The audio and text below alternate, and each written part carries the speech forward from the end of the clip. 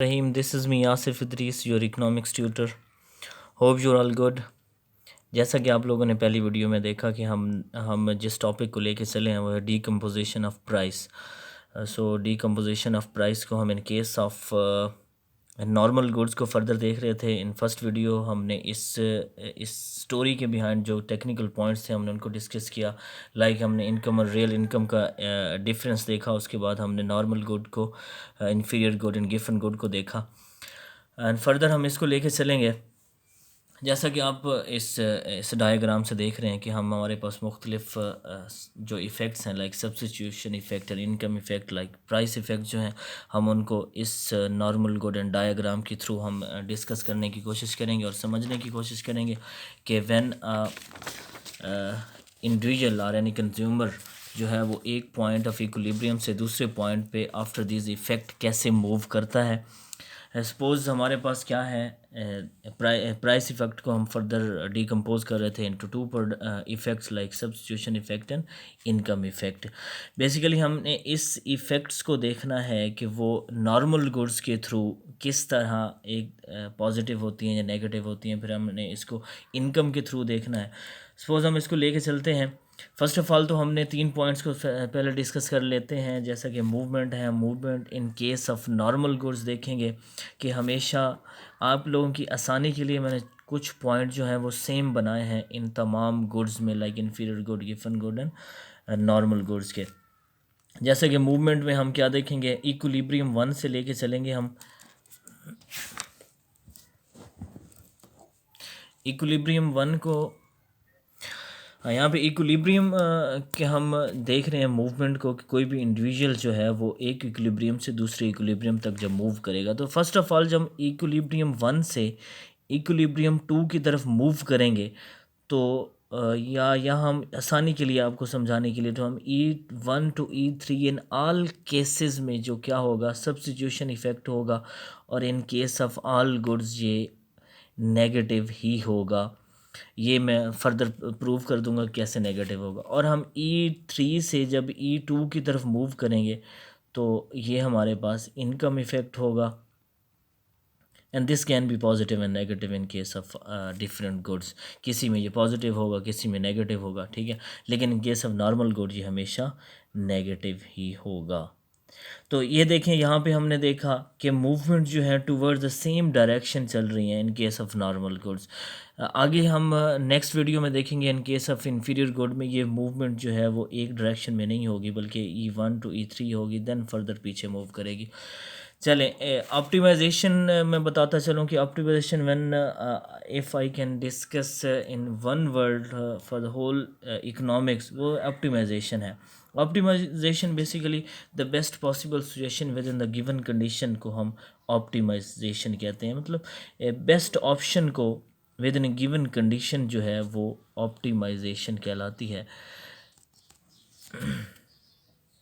Optimisation जैसे कि पूरी इकोनॉमिक्स को मैंने बताया कि एक वर्ल्ड में अगर बताना चाहूँ तो वो ऑप्टिमाइजेशन है। इन टू विंग्स की मैं बात करूँ in economy, like production and consumption wing, तो प्रोडक्शन में प्रोड्यूसर हमेशा इन केस ऑफ प्रॉफिट चाहता है कि वो मैक्सिमम प्रॉफिट हो और इन केस ऑफ लॉस जो है वो चाहता है कि मिनिमम लॉस हो।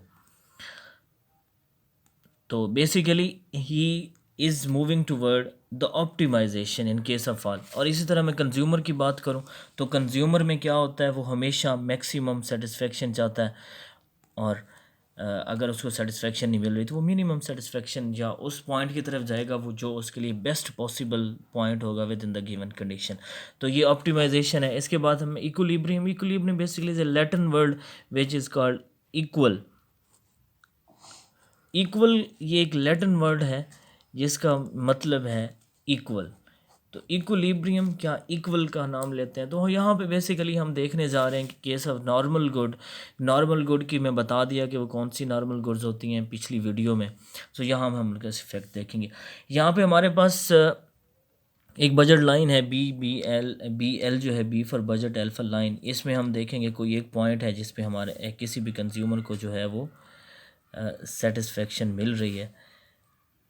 वो पॉइंट ये है, यहाँ पे हम देखेंगे कि ये Y1 एंड हम परचेज़ कर रहे हैं X1। यहाँ पे हमारे पास इक्विलिब्रियम 1 आता है कि ये वो कम्बिनेशन है जिस पे हमारे पास दोनों प्रोडक्ट नॉर्मल गुड्स की जो है वो कम्बिनेशन पे हमारे पास इक्वल सेटिस्फेक्शन मिल रही है या ऑप्टिमाइजेशन सेटिस्फेक्शन मिल रही है। देन हम क्या करेंगे, सब्स्टिट्यूशन इफ़ेक्ट देखने के लिए हमेशा हम इसका जो हमारे पास सपोज़ यहाँ पे हमारे पास क्या हुआ कि प्राइस ऑफ एक्स जो है which is in this horizontal, कि हम प्राइस ऑफ एक्स को हम डिक्रीज़ करते हैं, नॉर्मल गुड की जो प्राइस है वो डिक्रीज़ हुई है जिससे हमारे पास परचेजिंग पावर जो है वो इन्हेंस हो गई है। इट मीन्स कि हमारी जो रियल इनकम है वो इंक्रीज़ हो गई है। I am talking about real income which I have discussed in last video. तो यहाँ पे प्राइस ऑफ एक्स जो है वो डिक्रीज़ हुई है तो रियल इनकम इंक्रीज़ हुई है जिससे हमारे पास परचेजिंग पावर जो है एल से L1 इंक्रीज़ हुई है। तो नेक्स्ट हमारे पास बजट लाइन जो है BL1 हमारे पास आई है। ठीक है जी। तो सब्स्टिट्यूशन इफ़ेक्ट देखने के लिए हमेशा हम जो हमारे पास बजट लाइन आती है उसका हम इमेजिनरी बजट लाइन ले लेते हैं या कंपनसेटिंग बजट लाइन ले लेते हैं। इसके डिफरेंट नाम्स हैं by the different authors economist. तो ये हमारे पास कोई पॉइंट्स आता है जो हम उसकी इमेजिनरी बजट लाइन लेते हैं, उसका जो जो उसको करती है, टच करती है पुराने आईसी पे, तो ये हमारे पास E3 आ जाता है। E3 लिखने का मकसद ये है, कुछ आसानियाँ मैं आप लोगों के लिए बना रहा हूँ तमाम गुड्स के रिगार्डिंग कि ये सेम होंगी। तो यहाँ तक ये हम इसका कम्बिनेशन जो है परचेज़ कर रहे हैं, ये है कंज्यूम कर रहे हैं। सपोज़ ये X2 हो गया, तो ये हमारे पास कुछ, इसको मैं एक और इसको आईसी को एक और पेंसिल से ड्रा कर देता हूँ ताकि ये आसानी से याद रहे। ठीक है, तो ये हमारे पास E3 आया है। तो यहाँ पे तमाम गुड्स के रिगार्डिंग ये यहाँ तक सेम रहेगा। जो मैं अब तक ड्रा कर चुका हूँ या जो मैं अब तक बोल चुका हूँ ये तमाम गुड्स के रिगार्डिंग सेम होगा। लाइक कि E1 टू E3 जैसा कि मैंने यहाँ लिखा कि ये सब्स्टिट्यूशन इफ़ेक्ट होगा यहाँ से यहाँ तक, और सब्स्टिट्यूशन इफ़ेक्ट जो है वो हमेशा नेगेटिव होगा। कैसे नेगेटिव होगा मैं बताता हूँ कि आपने देखा कि पहले हम E1 पे थे, कोई भी कंज्यूमर जो है वो इक्विलिब्रियम E1 पे था जब वो ये कम्बिनेशन यूज़ कर रहा था, लेकिन उसने सब्स्टिट्यूशन को जब इफ़ेक्ट को देखा तो वो मूव कर गया E1 टू E3 पे। जैसा कि यहाँ पे प्राइस डिक्रीज़ हुई और उसने क्वांटिटी जो X1 से X2 क्वांटिटी ज़्यादा परचेज़ कर ली। इट मीन्स कि यहाँ पे हमारे पास एक वेरिएबल कम हो रहा है, एक ज़्यादा हो रहा है। इट मीन्स कि ये हमारे पास नेगेटिव इफ़ेक्ट है बिटवीन प्राइस एंड क्वांटिटी और प्राइस एंड डिमांड। ठीक हो गया जी। नेक्स्ट हमारे पास क्या होगा कि हम नेक्स्ट E2 देखने के लिए हम क्या करेंगे, इसी X2 का परपेंडिकुलर लेंगे ऊपर, ये यहाँ तक टच करेगा। इट मीन्स कि जो हमारे पास E2 होगा इस किसी एरिया में होगा कि यहाँ पे कोई ऐसा पॉइंट होगा जहाँ पे वो E2 पे वो मैक्सिमम पॉइंट्स, सपोज़ यहाँ पे हम ले लेते हैं कि ये कोई ऐसा पॉइंट है जहाँ पे I2 इंडिफरेंस कर्व 2 जो है कट कर रहा है, और यहाँ पे हम ले लेंगे E2। तो जैसा कि मैंने यहाँ बताया कि E3 से E2 तक इनकम इफ़ेक्ट होगा, E3 से E2 तक income effect which is also negative. ये इनकम इफ़ेक्ट हो गया। कैसे नेगेटिव हुआ इनकम इफ़ेक्ट? इनकम इफ़ेक्ट इसलिए नेगेटिव हुआ कि यहाँ पे प्राइस के डिक्रीज़ होने से, प्राइस ऑफ एक्स के डिक्रीज़ होने से हमने X1 या X2 से X3 तक हम इसको मूव कर गए। सपोज़ हमारी प्राइस के कम होने से हमने क्वांटिटी को है जो ज़्यादा परचेज़ कर लिया।